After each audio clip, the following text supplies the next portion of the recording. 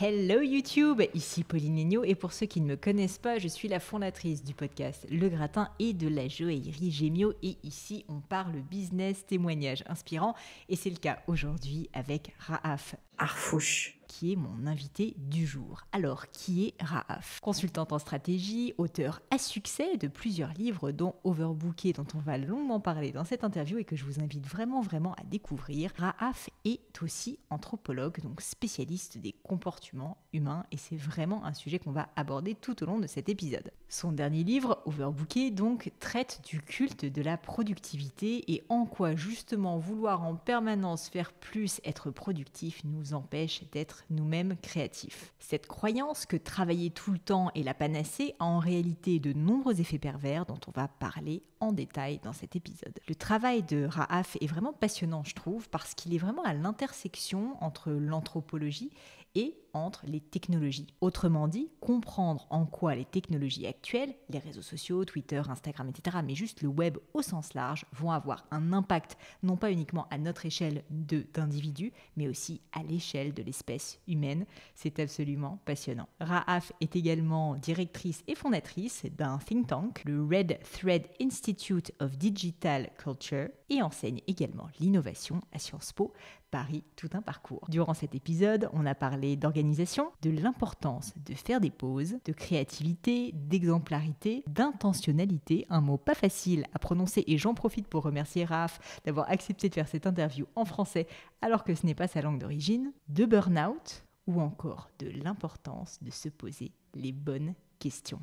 Mais je ne vous en dis pas plus et laisse place à cet épisode avec Rahaf Arfouche.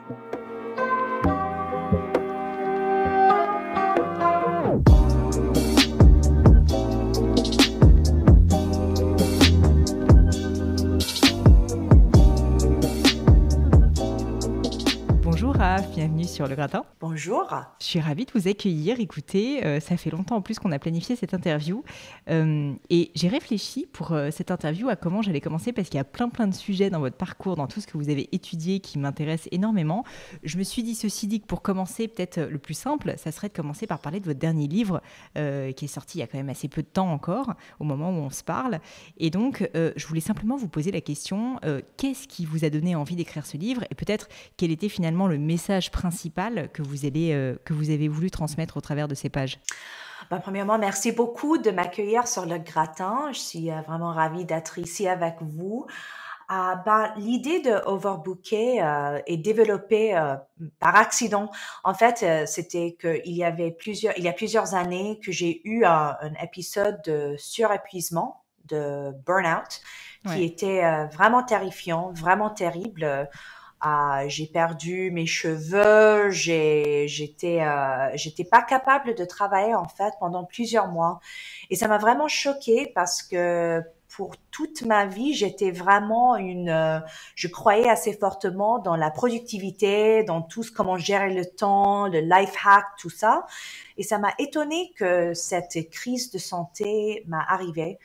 Et pendant que j'étais en train de guérir très lentement, j'ai commencé à me poser des questions. Pourquoi est-ce que ça m'est arrivé? Pourquoi est-ce que j'ai pris des décisions de comment j'ai géré mon temps? Pourquoi est-ce que je me suis pas laissé le temps de me reposer? Des choses qui étaient assez logiques. C'est pas une idée qui est tellement bizarre de reposer, de bien dormir, d'être tranquille. Mais malgré le fait que je savais comment faire ces choses-là, j'étais pas capable de les faire. Et en fait, en me posant ces questions, je me suis lancée par hasard dans un projet de recherche qui m'a pris à peu près 3 ans, où j'ai commencé à vraiment découvrir les origines de ces idées, les origines de ces systèmes de croyances. Et en fait, la réponse était que notre société a créé un système de croyances, vraiment c'est presque une religion de comment on pense de succès, de comment on mérite de réussir, de comment si on est une bonne personne, si on a une bonne âme, si nous sommes des bonnes personnes, qui étaient toutes liées à cette idée du travail. Donc si je travaille pas super fort, si je ne travaille pas sans arrêt, je mérite pas mon succès. Et en fait, j'ai remarqué qu'il y avait une contradiction entre les modèles de productivité qu'on utilise, qu'on dit aux gens d'utiliser pour gérer leur temps, et les modèles de créativité de ce que nos cerveaux, nos corps, nos esprits ont besoin pour bien travailler. Et cette contradiction est liée à ce système de croyance. Et j'ai dit, on va jamais sortir de ça si on commence pas à discuter ces croyances, notre relation avec le travail. Donc, Overbooker était une essai de ma part d'en sortir de cette culte qui nous a fait croire que si on fait pas ces choses-là, on va pas réussir. Et c'était vraiment pour moi-même et pour les autres une manière de dire, si on parle pas de ces croyances qui sont invisibles, c'est ça, on les a tous, on les porte tous et on s'y questionne même pas, on se demande même pas des questions. Quand est-ce que j'ai commencé à croire dans l'idée du travail très fort? Où est-ce que j'ai commencé de mériter mon succès? Plein de questions, on se demande même pas. Donc, le message de Overbooker, c'est que c'est possible de réussir sans sacrifier la santé, sans sacrifier nos relations, sans sacrifier notre santé mentale. Mais on doit commencer à avoir des discussions qui sont assez difficiles pour plusieurs de nous parce que ça nous force de séparer notre identité de travail avec notre valeur en soi. C'est vraiment très intéressant et je suis sûre qu'il y a tellement de personnes qui doivent se reconnaître dans votre parcours et dans cet épisode de vie qui a dû être terrible. Peut-être pour revenir dessus, moi je trouve que très souvent on est persuadé que le burn-out arrive vraiment quand les personnes travaillent énormément. Et en fait, il y a plein d'études qui montrent que finalement, c'est aussi énormément une charge mentale, donc c'est beaucoup dans la tête, et qu'on n'est pas obligé de travailler 80 heures par semaine pour arriver au burn-out. Ma question pour vous, du coup, Rahaf, c'est est-ce que vous pourriez nous dire, vous, peut-être, maintenant que vous avez ce recul, qu'est-ce qui a fait qu'à l'époque, vous avez eu ce passage à vide ? En fait, c'est un intéressant mélange de plusieurs choses. Et avec Overbooker, ce que je voulais faire, c'est montrer que il n'y a pas une cause. S'il y avait juste, et vous devez me corriger avec mon français, je fais l'effort, mais peut-être c'est une cause non, dont je me trompe. C'est une cause, ok. Mais il n'y a pas juste une cause parce que si c'était une cause, ça sera assez simple de le corriger. Mais en fait, il y a plusieurs causes. Ouais. Il y a notre histoire, il y a notre technologie, il y a les histoires qu'on raconte dans les médias, il y a nos attentes et nos enfances, de comment nos parents et nos professeurs nous ont parlé de tout ça. Donc en fait, c'est une mélange de beaucoup de différents. Je les appelle les forces. Donc il y a trois forces qui sont mélangées ensemble. Et pour moi, c'était cette idée, par exemple, que la technologie nous a donné une attente que tout le monde doit toujours être accessible. Ouais. Que moi, si je vous envoie un message, que vous me doyez une réponse tout de suite. Que si vous me répondez pas tout de suite, il y a quelque chose qui ne va pas et que c'est pas bien. Donc, premièrement, la créativité, nous avons besoin du temps libre, du temps sans interruption pour pouvoir bien travailler, bien réfléchir. Donc, la technologie. La deuxième chose, c'est cette idée ça a commencé aux États-Unis, le rêve américain, mais il y a une version qui vraiment est présente dans tous les pays. Cette idée que si je veux réussir, la seule chose qui va m'aider à réussir, c'est l'intensité de mon travail. Donc, si je travaille très fort, je vais réussir. Et si je ne réussis pas, ça veut dire que c'est parce que je travaille pas assez fort. Et ça, cette idée est tellement bizarre parce que quand on prend du recul, on voit qu'il y a plein des autres facteurs, des autres choses qui nous évitent de travailler très fort. Oui, travailler fort est important, ça c'est sûr, mais le pays où on est né, les conditions économiques de notre milieu, notre réseau, notre accès à des institutions d'éducation, les systèmes de santé, tout ça, il joue un assez grand rôle dans notre succès. On peut pas dire à une personne qui travaille 3 différents jobs juste pour pouvoir payer le loyer qu'il travaille pas assez fort. Mais on a quand même, malgré cette réalité, on a cette idée que c'est à nous de réussir, et la seule manière de réussir, c'est de continuer de travailler. Et finalement, il y a cette histoire qu'on a avec des systèmes de productivité. Ce sont des systèmes que nous avons pris de la révolution industrielle qui disent on doit travailler sans arrêt. Donc, on prend pas de pause, on prend pas de vacances, on est là, on travaille, on va au fond. Mais cet système de productivité était pas fait pour le travail créatif, le travail complexe, les tâches mentales que nous faisons tous dans notre journée. Quand moi, je dois résoudre des problèmes, travailler avec des clients, collaborer avec des collègues, apprendre quelque chose, faire la recherche, tout ça, c'est pas le même type de travail que nous avons fait pendant la révolution industrielle, mais on a pris les systèmes des usines dans les années 1850 et on dit, ben voilà comment vous devez travailler maintenant en 2021. Et ça, c'est n'importe quoi, ils n'ont rien à faire avec un de l'autre. Et on est même lié à cette idée que si on travaille sans arrêt, on va réussir. Donc tout ça, moi, je me suis jamais demandé, quand j'avais 25 ans, quand j'ai commencé mon travail, je me suis jamais demandé, ben, où sont les origines des systèmes de travail qu'on utilise dans les sociétés? C'est où est-ce que moi j'ai adopté cette idée du rêve américain? On les absorbait. Et chaque fois que j'étais sur Instagram, que je regardais la télé, que je lisais des journaux, qu'est-ce que j'ai retrouvé? Voilà le routine du matin du succès de monsieur, le patron du groupe de Amazon qui se lève à 4 heures le matin et là, il travaille pendant 12 heures et regarde qu'il a réussi. Et voilà l'histoire de madame qui se lève à 3 heures, et tout ça. Donc, même dans le média, il y a cette histoire de ces héros, du travail, et on dit si vous voulez être comme eux, vous aussi vous devez vous lever à 5 heures le matin. Donc on se pose jamais des questions. Est-ce que je crois dans ces histoires? Est-ce que ces histoires sont vraies? Est-ce que c'est une réalité ou est-ce que c'est un rêve qu'on était vendu dans la poursuite du succès? Vous, depuis que vous avez vécu cette période et que vous avez écrit le livre, est-ce que vous avez vu votre vie changer? Est-ce que vous avez pris de nouvelles habitudes? Parce que maintenant que ces croyances, justement, vous en avez conscience, comment est-ce que physiquement, dans votre vie quotidienne, est-ce que les choses ont changé? Ah ben c'est vraiment drôle parce que, par exemple, moi, je dis jamais je suis trop occupée, que je suis busy, je suis overbookée. Non, j'ai plein de temps. Et c'est vraiment drôle parce que quand vous dites aux gens que vous avez beaucoup de temps, ça leur choque un tout petit peu. Ils disent, mais c'est qu'est-ce presque qu'elle a, là? La honte, vous savez, il y a presque un peu une... Mais c'est on ça. n'assume pas. C'est ça, parce que d'habitude, on dit non, j'ai plein de choses, mon agenda est tellement chargé, j'en peux pas, j'arrête pas de bosser. Mais non, moi, j'ai mis en priorité le temps libre. Donc, pour moi, c'est ce que je fais, c'est que je gère très strictement mon agenda. J'ai des journées, j'ai 1 ou 2 jours, ça change chaque semaine où je prends pas de rendez-vous, je pas des Zooms, je pas des appels, je pas de rendez-vous, pour me donner l'opportunité de pouvoir me concentrer sur le travail que je dois faire. Pour moi, je suis une chercheuse, je dois lire beaucoup, faire beaucoup de recherches, je dois écrire, donc plein des tâches où j'ai besoin d'une période sans être interrompue.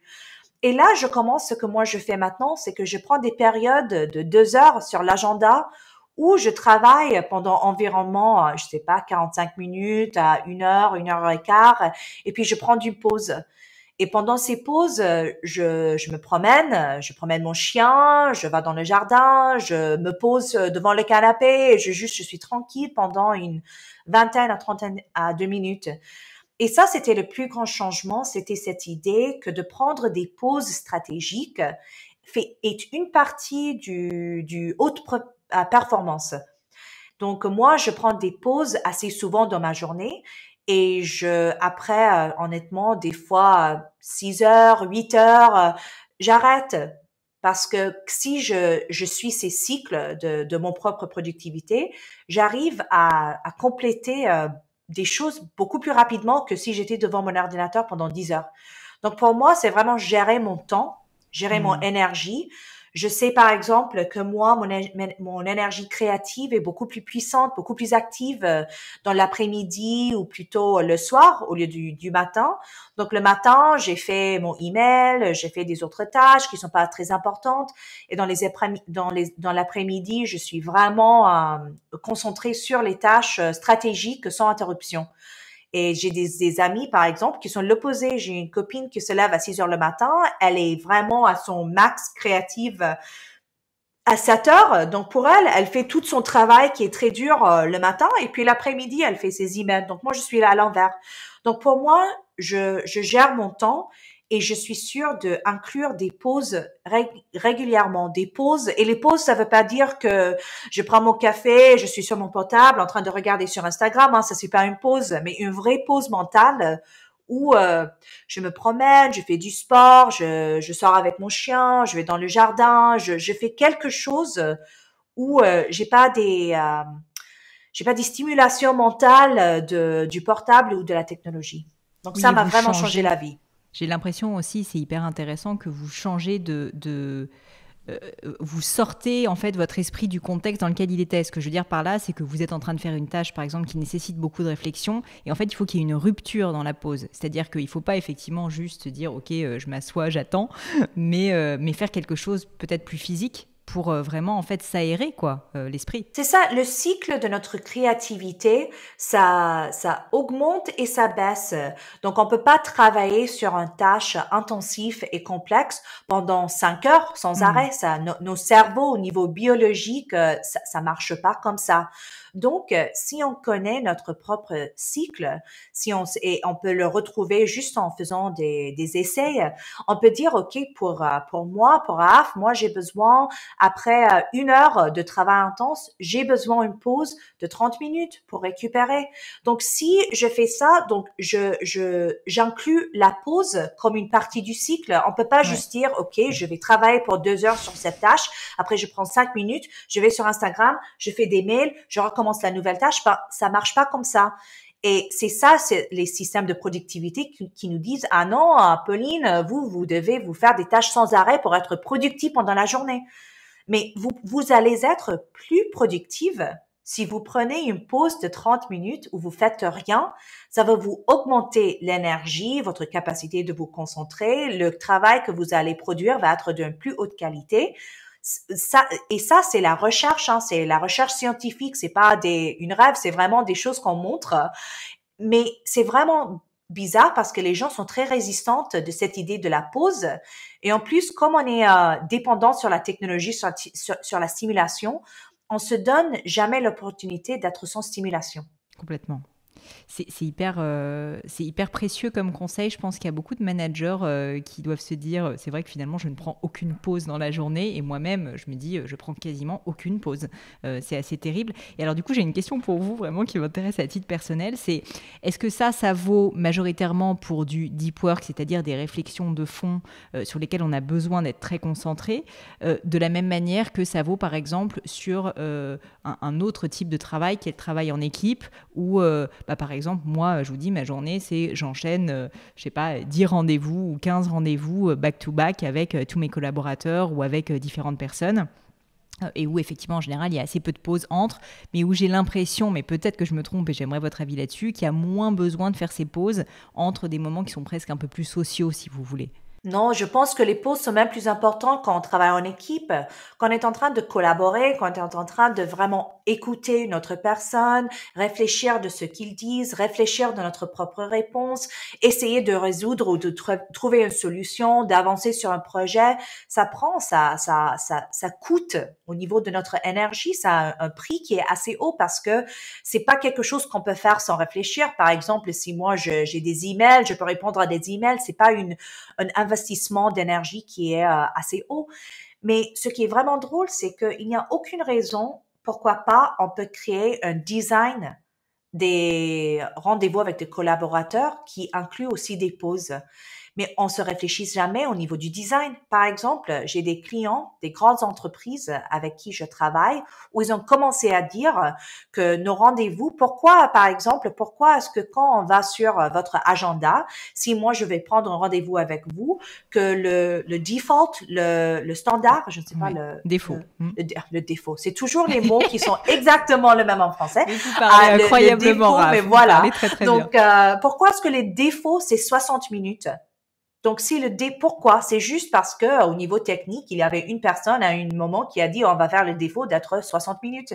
Mais pourquoi pas le défaut d'être 40 minutes, par exemple, pour donner à les personnes une pause de 20 à 15 minutes entre les réunions. Donc, même si vous avez des back-to-back, qui est normal pour les gens dans des grandes entreprises, il n'y a aucune raison où on peut pas faire au niveau du design une pause de 20 minutes?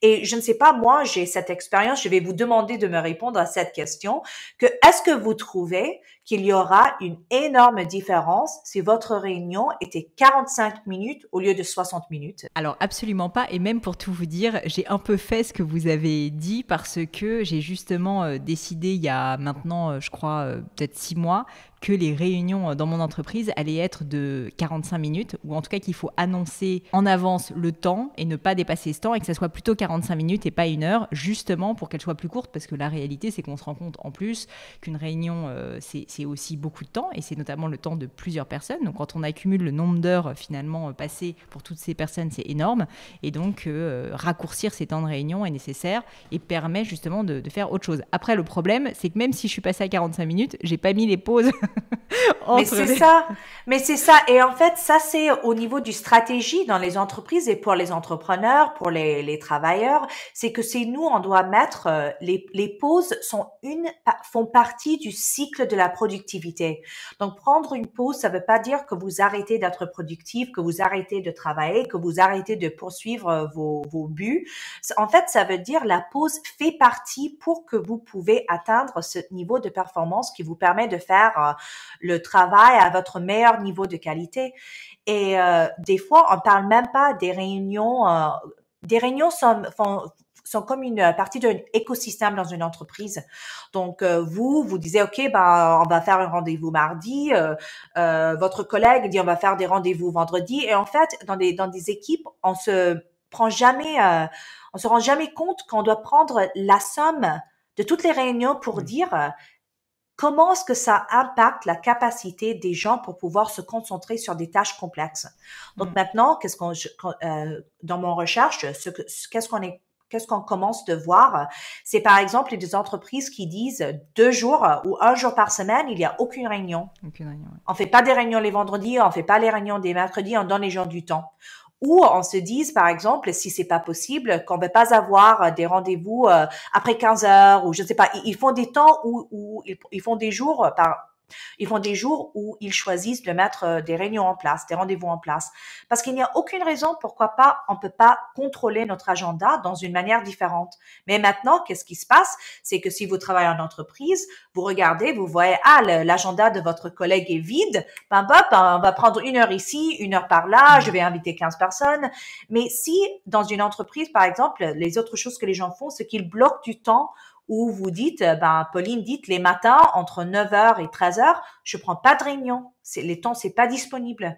Donc, on doit commencer à avoir une stratégie de time management, de comment gérer notre temps et notre énergie avec les équipes.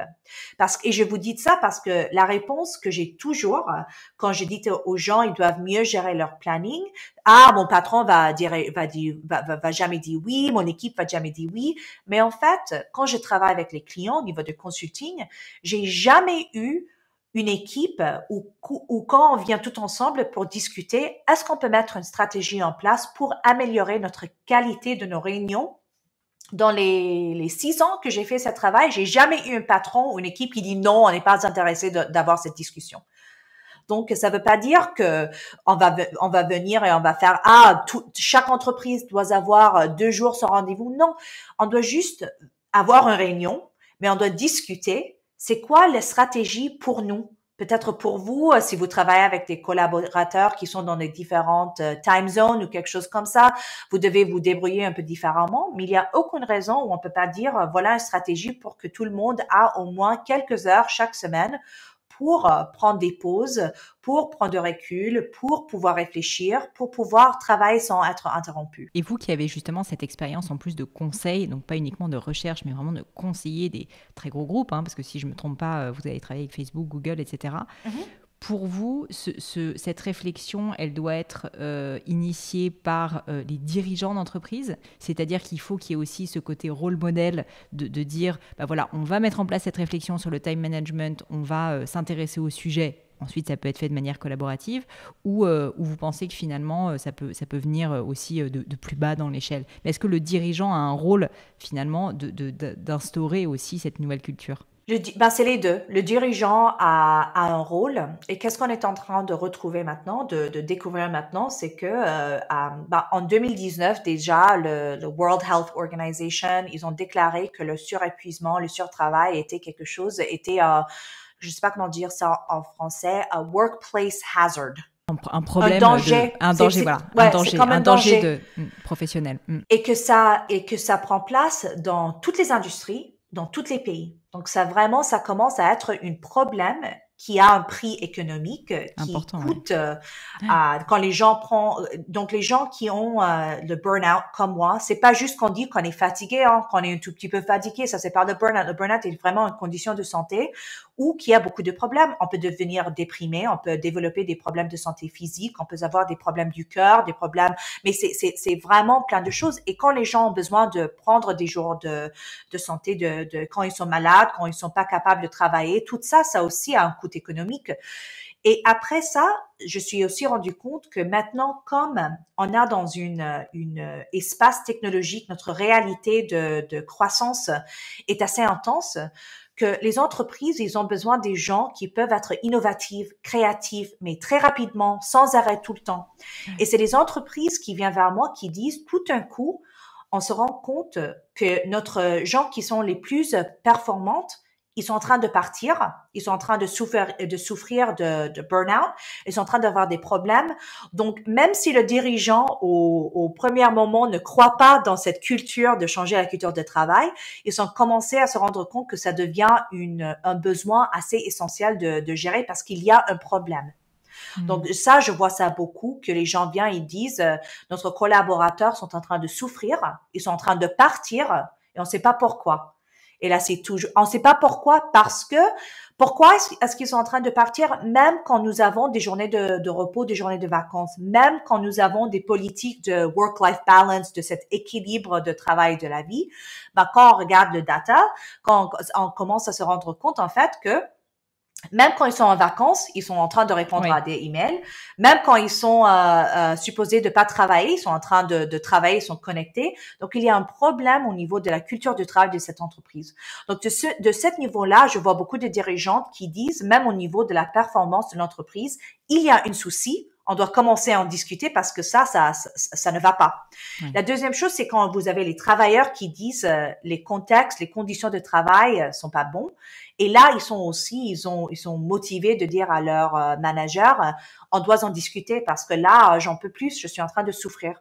Donc, ça vient des deux côtés, mais sans le soutien des dirigeantes, c'est vraiment dur. Parce que si le patron du groupe ne croit pas, et si lui ou elle sont en train d'envoyer des messages, tout ça, même si l'entreprise a des politiques en place pour protéger les gens, les travailleurs, les collaborateurs vont pas suivre les politiques.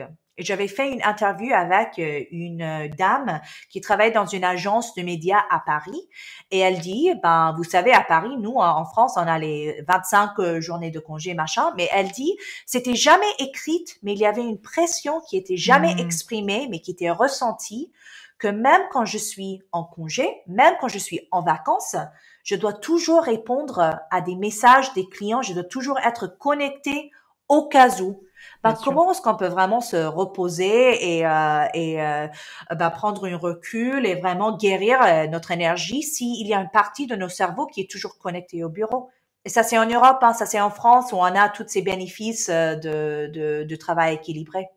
Mais ça, je pense que vous pointez du doigt un sujet qui, moi, me passionne, c'est l'importance, en fait, de l'exemplarité, et que même si on dit quelque chose, si on ne le fait pas derrière, en fait, ça ne sert à rien. Et je vois ça beaucoup dans la culture d'entreprises qui ont inscrit des valeurs X ou Y, mais si jamais, notamment les dirigeants, mais pas que, au niveau de l'entreprise, en fait, les gens ne le montrent pas vraiment avec des preuves tangibles et réelles, malheureusement, ça reste des mots qui sont écrits sur un papier, quoi. Mais c'est ça. Et en fait, c'est que les collaborateurs vont suivre les actions du patron ou du manager et peu importe ce qui est écrit sur le site web, la charte, la vision, la mission, tout ça, si votre patron va vous envoyer un email dimanche soir, vous allez le répondre, hein. Ça, c'est clair. Raph, j'aimerais parler aussi de créativité, parce que dans Overbooké, vous en parlez beaucoup, et notamment le lien entre la productivité et la créativité. Vous en avez parlé un petit peu là dans le cadre de ce que vous disiez précédemment, mais ma question, c'est donc, vous dites que la créativité nécessite du temps libre.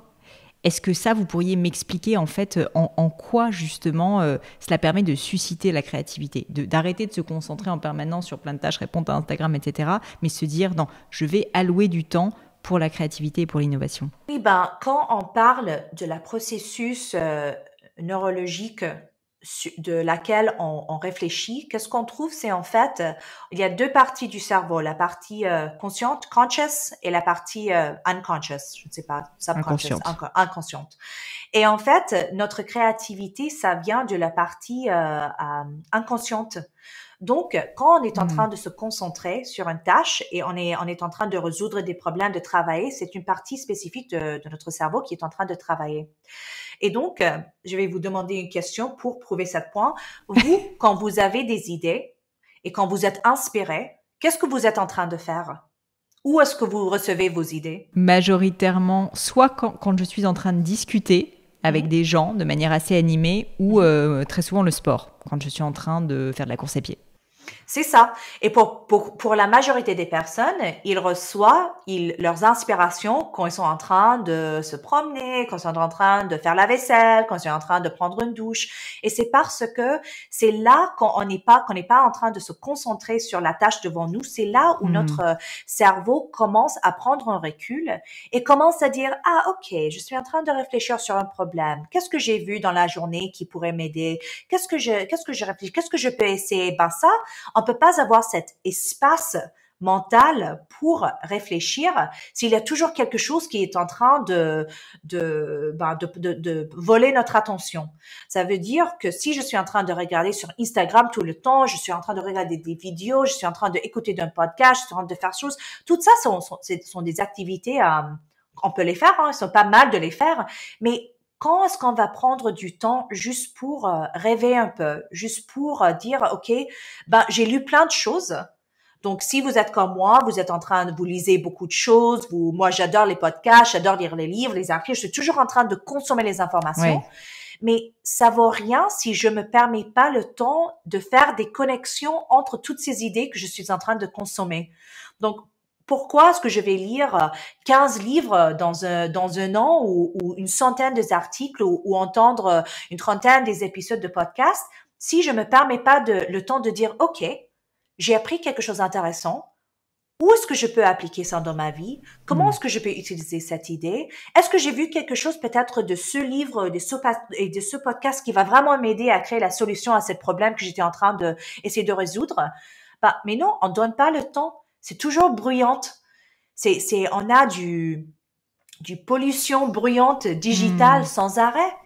Et j'ai des amis qui me disent, ah, même quand je fais du sport, je suis en train d'entendre des podcasts. Et je dis, quand dans votre journée, est-ce que vous donnez le temps de juste vous entendre, d'entendre vos pensées, vos réflexions, vos idées? Et c'est quand, peut-être qu'ils sont dans la douche, peut-être quand ils sont en train de marcher, peut-être quand ils sont dans le métro. Mais si on se donne pas ce temps, c'est une partie essentielle de la créativité. Et c'est pourquoi, par exemple, maintenant, on dit que c'est important to daydream, de réfléchir, de se laisser vagabonder l'esprit, ouais. C'est ça. J'adore cette expression de vagabonder l'esprit. Oh, je trouve ça super cool, c'est charmant. Mais c'est ça parce que ça nous permet à essayer des choses mentalement, à faire des connexions, à faire plein de choses. Donc, vous savez, peut-être quand vous faites cette activité ou vous pratiquez pour une réunion peut-être, ou vous pratiquez quand je vais rencontrer ma copine, je vais lui dire ça, ou j'ai lu ce livre, machin. Mais tout ça, c'est la base de l'inspiration. Et quand on fait la productivité, en fait, la méthode de productivité que nous avons adoptée de la révolution industrielle, ça donne aucun moment de pause. Parce que dans ce système, on croit qu'on doit on doit produire sans arrêt. Et si vous n'êtes pas en train de prouver que vous êtes en train de produire quelque chose, je suis dans une réunion, je produis des emails, je travaille avec une collègue. En fait, on a commencé à croire que si on produit pas, c'est une gaspille de temps. Mais en fait, c'est l'opposé. C'est dans cet moment où on fait rien, ou on se donne la permission de faire le travail mental pour nous inspirer. Et je vous dis, c'est vraiment drôle parce que les gens, ils pensent, le cerveau n'arrête jamais à travailler. Hein. C'est pas que quand vous faites, quand vous allez faire quand vous courez, vous faites du sport, ou quand vous êtes dans le jardin, ou quand vous prenez votre douche. Ça veut pas dire que vous avez éteint, Oui. vous avez éteint le cerveau. Il y a rien qui se passe. Donc notre cerveau est toujours en train de réfléchir. Mais c'est juste comment est-ce qu'on peut donner de l'espace et du temps pour faire des connexions entre toutes les choses qu'on est en train de consommer. Ça me donne envie, ça me donne envie. Il faut que j'arrive du coup à mettre maintenant. Je pense que je vais passer, comme vous le suggérez, Raph, à ces 45 minutes. Et puis au moins déjà me laisser ces petites pauses de 15 minutes. Mais même au-delà de ça, avoir ces vrais moments de pause. Et donc vous, concrètement, dans votre vie quotidienne, aujourd'hui, vous avez mis en place un certain nombre de règles pour éviter d'être sollicité, sursollicité. Par exemple, partir en vacances et ne pas répondre à ses mails. Faire ces fameuses journées où vous ne faites pas de rendez-vous. Est-ce que vous pourriez peut-être me donner quelques exemples qui pourront, je suis sûre, aider nos auditeurs? Oui, bien sûr. La chose qui est le plus importante, en fait, c'est d'avoir une discussion avec vos collaborateurs ou, dans mon cas, mes clients, des attentes.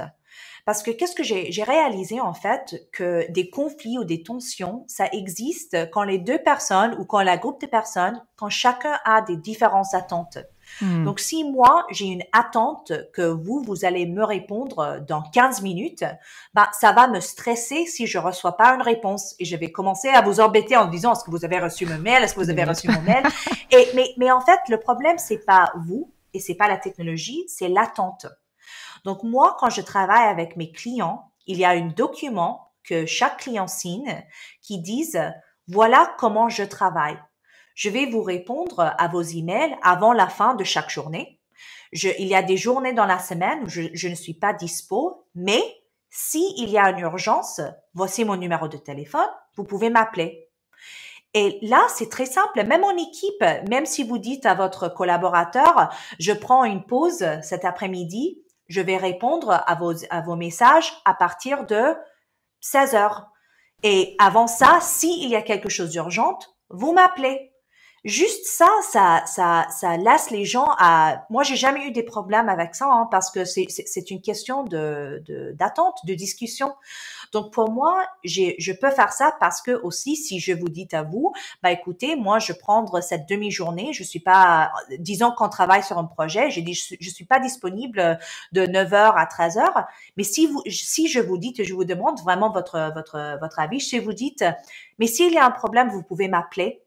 Est-ce que vous serez stressé quand vous envoyez un message? Est-ce que vous serez stressé si on travaille sur un projet et vous savez que si vous avez besoin de moi, vous pouvez me contacter directement? Donc, qu'est-ce que vous pensez que si on travaille sur un projet ensemble et je vous dis, OK, aujourd'hui, à partir de midi, je suis indispo, je suis pas disponible.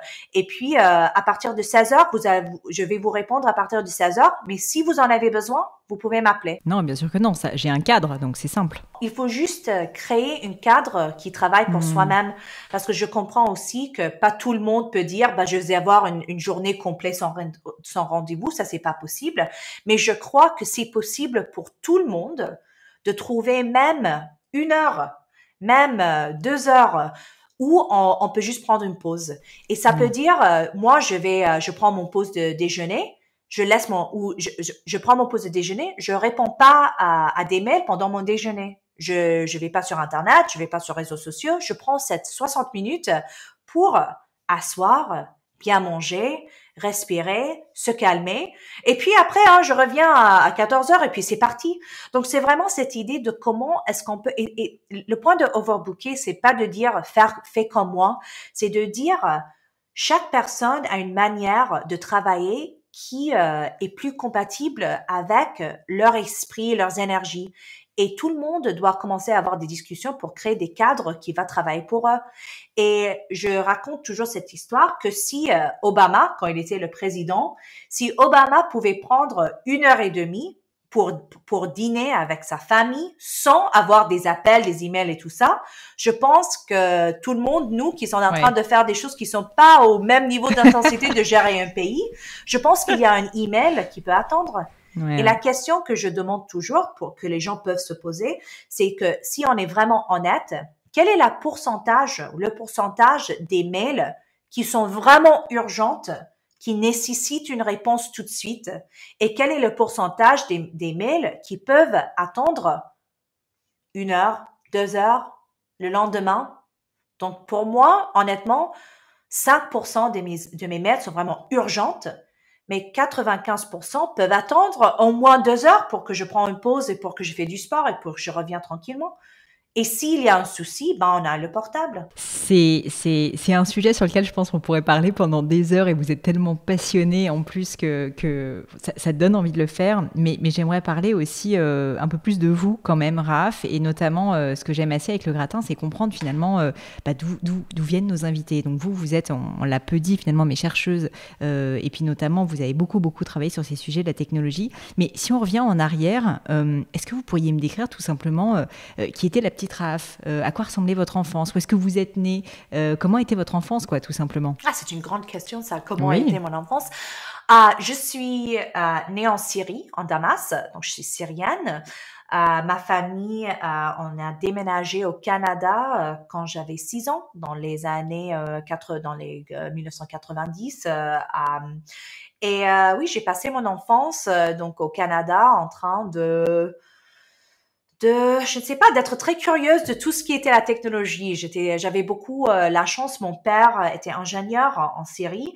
Il travaille dans la technologie, donc on avait toujours plein d'outils technologiques dans la maison. Et oui, je ne sais pas comment décrire. J'avais une enfance, je sais pas, assez normale, je pense. Ouais, j'étais toujours intéressée dans l'écriture. J'étais toujours intéressée dans la créativité. J'étais toujours intéressée dans la technologie. Et j'ai toujours voulu devenir vivre en France. En Ah fait, oui? oui, mes parents, ils rigolent parce que ils racontent une histoire où quand j'avais 7 ans ou 8 ans, je suis venue à la maison un jour et j'ai dit, papa, je veux que vous me mettez dans le programme d'immersion en français au Canada parce qu'un jour, je vais aller habiter en France. Et il est dit, mais d'où vient Cette idée. cette idée? Je ne sais pas où, mais je vous dis que depuis que j'étais je dis que peut-être dans une autre vie, j'étais une Française et j'avais toujours voulu revenir, mais c'était toujours une idée. Et donc, j'étais assez concentrée sur cette idée de venir en France.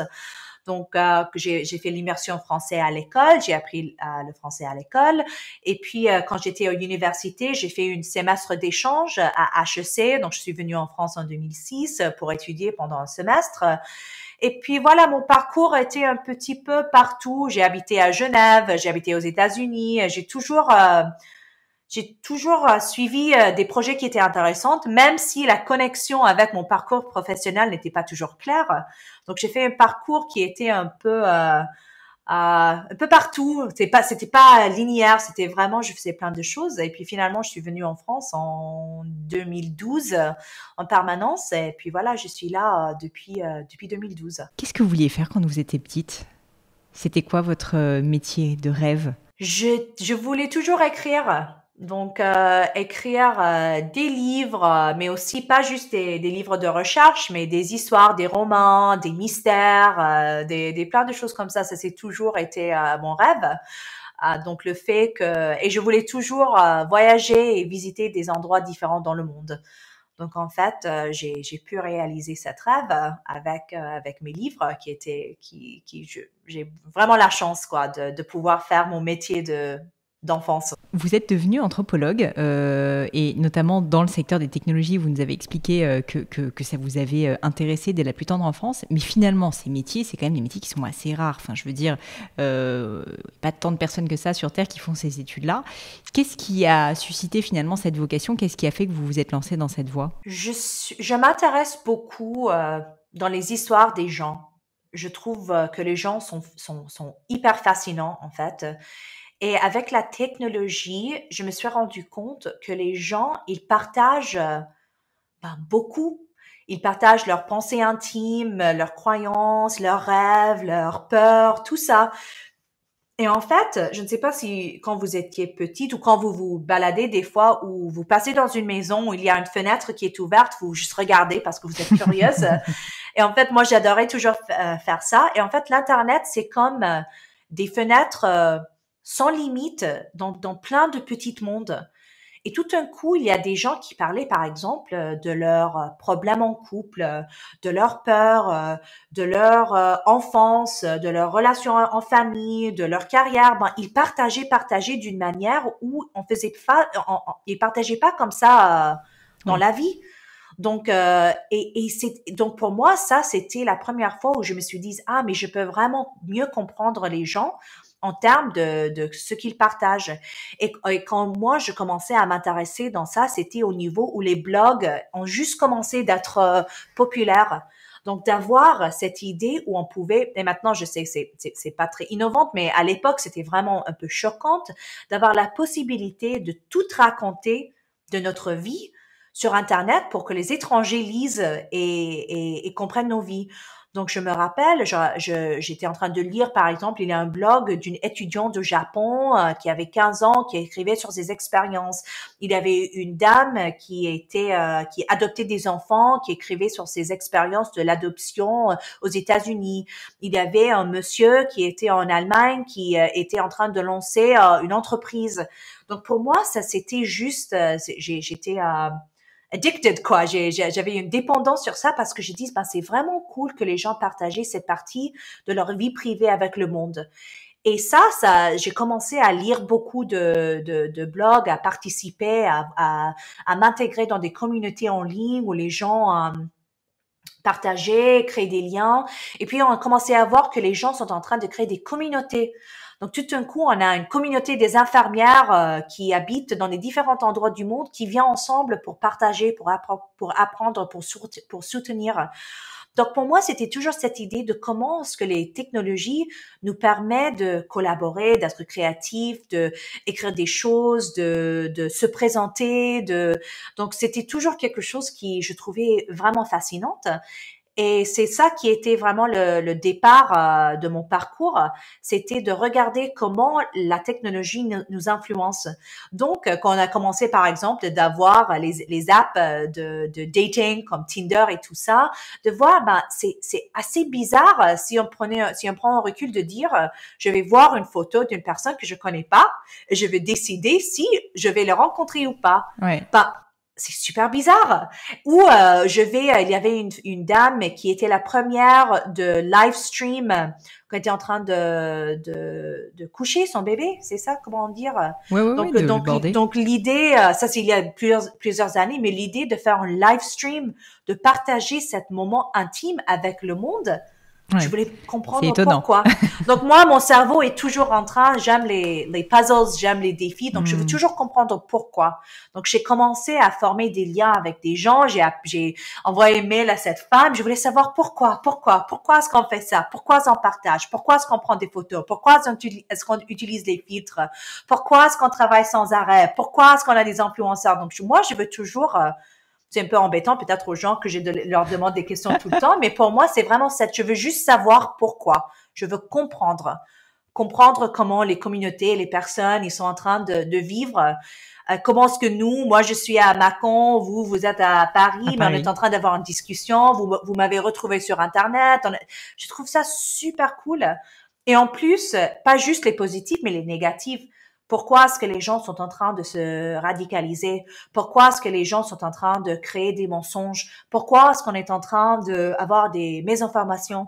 Pourquoi? Donc tout ça, je veux savoir pourquoi. Est-ce que vous voyez des grandes tendances de changement? Alors là, je vais prendre beaucoup de hauteur, hein, mais au niveau de l'humanité, mais vous êtes anthropologue quand même, euh, liées aux technologies. C'est-à-dire, est-ce que nos comportements humains, selon vous, sont en train d'évoluer à cause de ces 20 dernières années et de tous les changements qu'il y a eu grâce à la technologie? Oui, je pense que c'est une amplification de tout. En fait, c'est vraiment drôle parce que la technologie est un reflet de nos priorités comme une société. Et c'est un peu choquant aux gens, mais les gens me disent, mais c'est pas vrai, on a les mésinformations, on a ça, mais c'est tous un reflet. Le fait qu'il y a une technologie qui est utilisée veut dire qu'il y a un groupe de personnes qui Ouais. trouvent une valeur dans cette technologie. Donc, pour moi, je pense qu'on est en train de prendre des tendances et des comportements humains et puis les amplifier.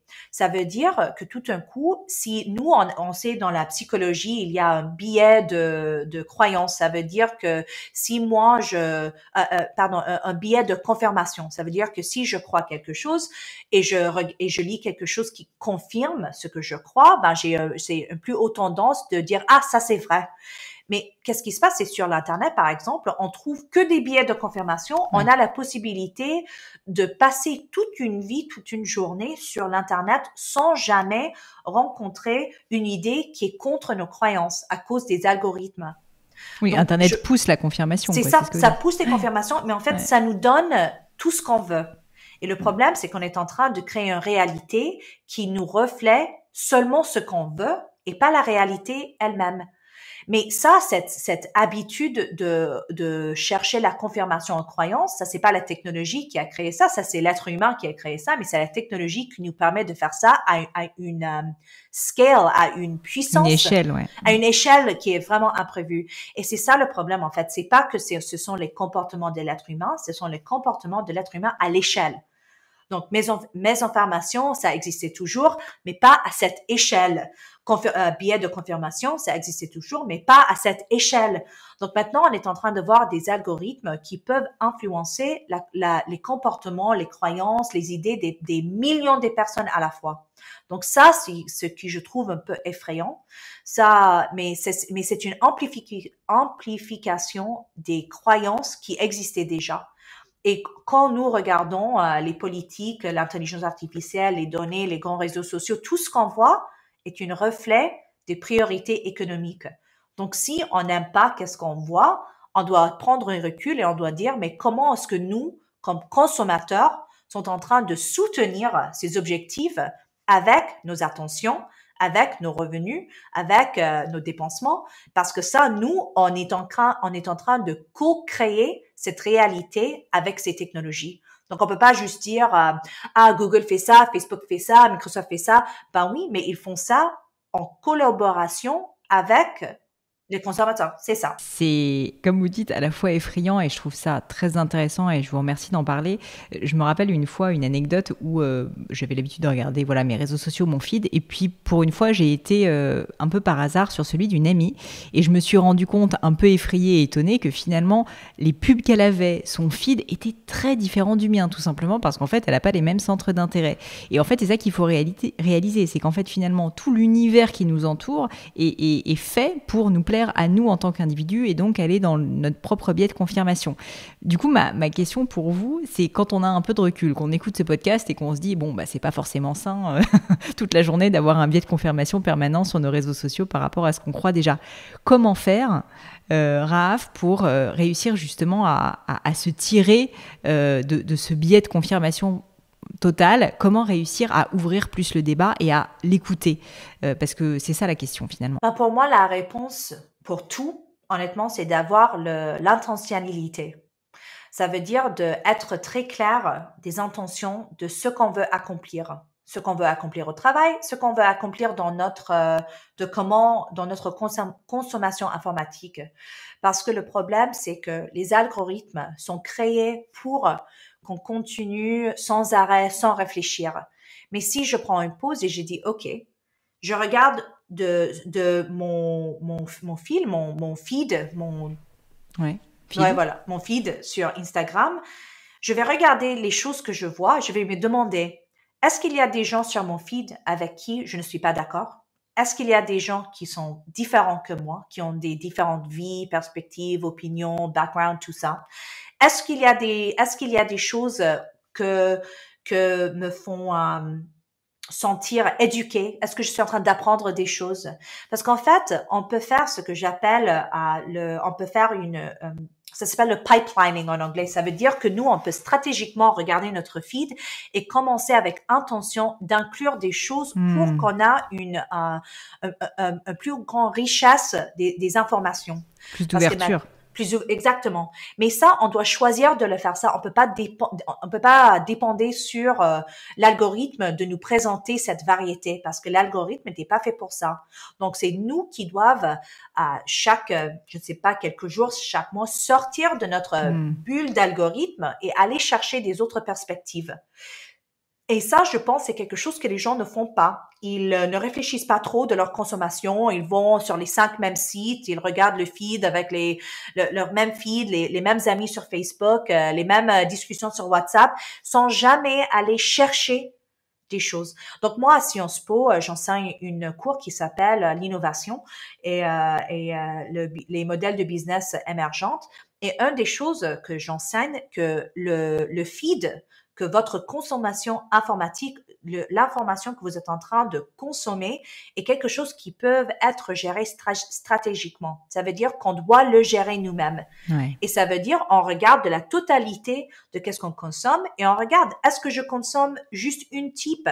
Par exemple, pour mes étudiants, je leur dis vous pouvez pas juste faire la recherche sur les articles à court terme ou les blog posts de 3-4 paragraphes. Vous devez lire des livres, vous devez regarder des documentaires, vous devez aller dans les communautés, vous devez chercher des autres sources d'informations. Et c'est comme on mange pas juste des gâteaux tout le temps. On essaie, ou au moins, je veux dire, on doit essayer de manger un peu des légumes, des variétés pour avoir un régime un peu équilibré. Mais les gens, des fois, quand ils consomment les informations, c'est comme ils consomment que des carottes. C'est ça. Même que des gâteaux, que du sucre, que des contenus qui sont pas vraiment faits pour l'alimentation mentale. Saine. Donc pour ça, et c'est la même chose avec le travail. Même avec le travail, on doit prendre un recul, on doit dire est-ce que j'ai une intentionality. Ouais, intentionnalité, mais c'est pas facile. Ah, c'est tellement dur ce mot. Je vais pas essayer. Je vais redire ça. Est-ce que quand je regarde mon agenda, est-ce que j'ai une stratégie en place? Est-ce que je dis aujourd'hui, c'est ça qu'est-ce que je vais accomplir? Je vais créer de temps pour réfléchir, je vais créer de temps pour prendre une pause et je vais faire ça avec une intention.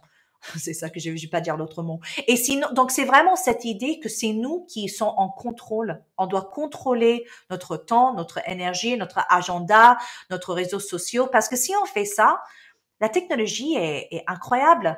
C'est effrayant des fois, mais c'est aussi incroyable. Ça peut nous aider à faire des connexions, à apprendre des choses, à poursuivre des buts professionnels et personnels. Mais c'est vraiment une ressource qui est tellement riche, qui peut nous aider à améliorer nos vies.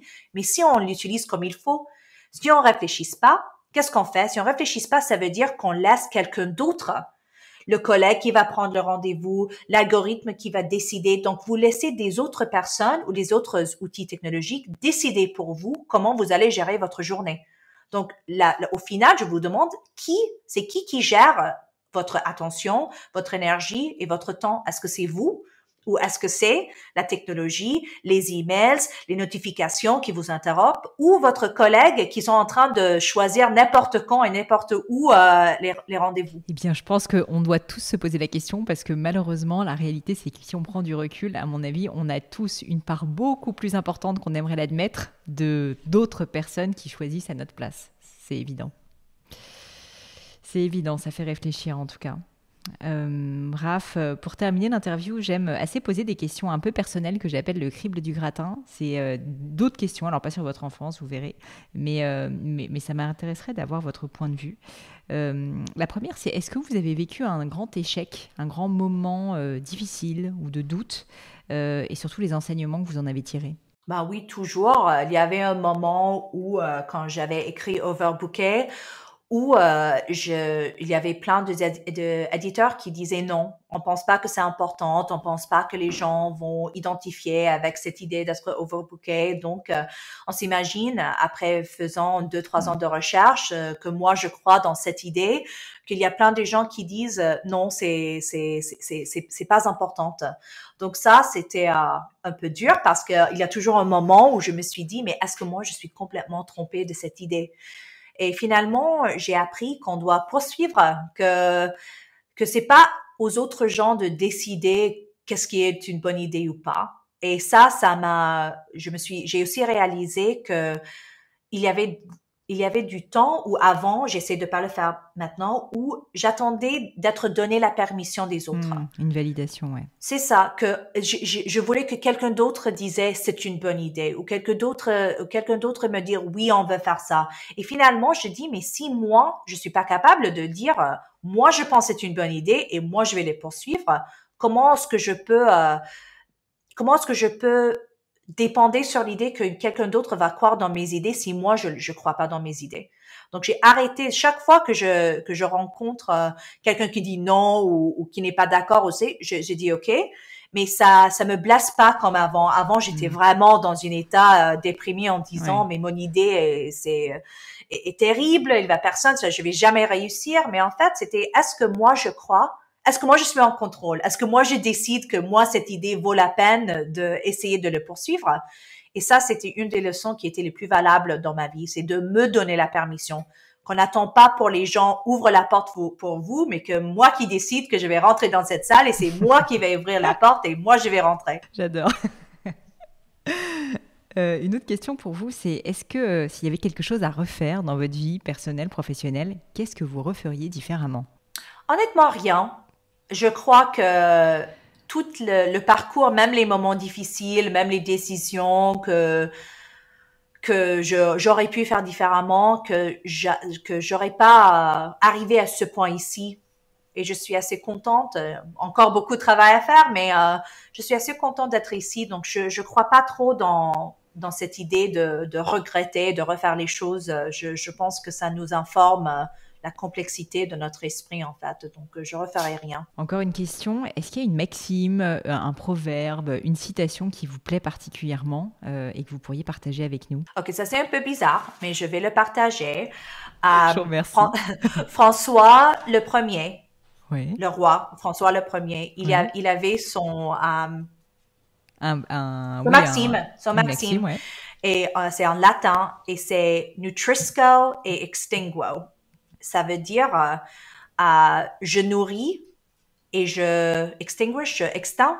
J'éteins. Ouais, voilà. Et ça veut dire, c'est plusieurs définitions.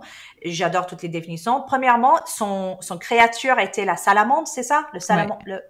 Et ça veut dire, je mange le feu et je respire le feu.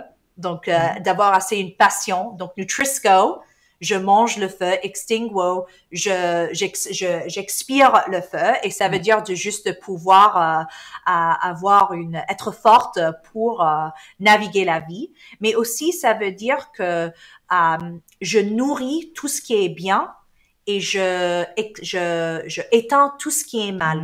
Donc, je prends tout ce qui est du bonheur positif et j'expire tout ce qui est négatif. Et quand j'ai vu ça, quand j'étais en Chambord, le château de Chambord, là, j'ai trouvé ça tellement simple, mais ça avec assez de puissance. J'adorais cette idée de respirer le feu, de juste, ça veut dire que malgré ce qui arrive, on est toujours là, on est cette force de soi où je respire du feu et j'éteins le feu dans les autres. Donc, j'ai trouvé ça assez cool, mais aussi cette idée que je nourris tout ce qui est bien. Et ça veut dire que j'aimais mon concentration, mon focus en essayant de amplifier le bonheur et que j'essaie de vraiment réduire les négatifs. Donc ça, c'est une maxime. J'ai fait inscrire sur un petit bague que je porte parfois parce que je trouvais ça juste une philosophie de vie qui était super. Je vous remercie pour le partage parce que je ne connaissais pas cette citation de François Ier et je m'endormirai un petit peu plus cultivée ce soir. Je vous remercie. Ma dernière question, c'est une question qui, je pense, vous plaira parce que je suis littéraire comme vous et j'aime beaucoup lire. À part vos propres livres, bien sûr, est-ce qu'il y a un livre qui vous a particulièrement marqué, qui a impacté votre parcours, votre vie, votre philosophie, votre réflexion et que vous pourriez partager avec nous? Il y a deux que je trouve sont vraiment importantes. La première, c'est un livre en anglais des années 80 qui s'appelle The Artist's Way. D'accord. Donc, le chemin de l'artiste. Et en fait, c'est un programme qu'on fait très simple, c'est pas dur, c'est par une écrivain qui s'appelle Julia Cameron. Et c'est un programme de 3 mois où chaque semaine, elle vous demande une question sur votre créativité, en fait, et vous répondez à ces questions. Il y a plein de choses, des petites activités à faire. Et ça vraiment, ça m'a aidé à commencer à avoir des idées pour overbooker, en fait, parce que ça vous demande où est-ce que vous avez eu votre identité créative? Comment est-ce que vous gérez quand vous êtes jalouse du succès créatif de l'autre? Mais c'est plein de questions et ça vous aide à vous mieux connaître, parce qu'on passe tellement de temps en train de lire, consommer des choses, on se demande pas assez de questions pour se connaître, pour mieux connaître. Donc c'est un livre que je trouve était super importante. Et l'autre, c'est ça que j'ai sur mon bureau, c'est un livre qui s'appelle The Body Keeps the Score. Et c'est un livre sur le traumatisme, en fait. Et j'ai trouvé ça, ce livre très important parce qu'en fait, j'ai commencé à le lire il y a quelques mois quand j'ai entendu les psychologues en train de dire nous avons un traumatisme collectif à cause du pandémique, à cause du Covid. Je me suis dit, mais c'est quoi un traumatisme collectif? C'est quoi le traumatisme? C'est quoi ça? Et je pense que tout le monde doit le lire parce que ça parle de comment des événements traumatiques comme une pandémie, comme une perte d'un travail, comme la mort d'un parent, comment ça nous impacte au niveau du corps. Pas juste le cerveau, mais comment ça impacte au niveau du corps et comment on doit gérer ça. Et honnêtement, je crois assez fortement qu'on était toutes traumatisées cette année, on a déjà vu qu'en France, il y a 1 sur 2 travailleurs françaises qui ont un épisode d'angoisse assez profond. Et je pense qu'on doit tous apprendre de comment gérer les traumatismes et qu'est-ce que ça fait à notre corps parce que on a tous besoin de les surmonter. Ouais, c'est ça, exactement. Raph, merci pour tous ces mots, merci pour ces conseils. J'ai plein de lectures, j'ai des citations, j'ai noté énormément de choses. Là, vous voyez pas, mais j'ai plein de choses. C'était passionnant. Pour terminer, peut-être la dernière question, si on veut vous retrouver, si on veut vous contacter, si on veut vous suivre, si on veut peut-être aussi faire appel à vos services de conseil, où est-ce qu'on peut le faire? Vous pouvez me retrouver à rafharfouche.com ou sur les réseaux sociaux, mais je vous prévois que je vais pas répondre à votre mail ou message tout de suite. Vous mettez le cadre. Mais je vais répondre. Je vais toujours répondre, mais juste pas tout de suite. Donc, avec plaisir de continuer les discussions. Si vous avez des questions ou avez des commentaires, je suis toujours super intéressée des avis des personnes. Donc, n'hésitez pas de connecter avec moi ou de me contacter. Merci beaucoup, Raph. C'était vraiment passionnant. Je vous dis à bientôt. Merci à vous. Merci, Pauline.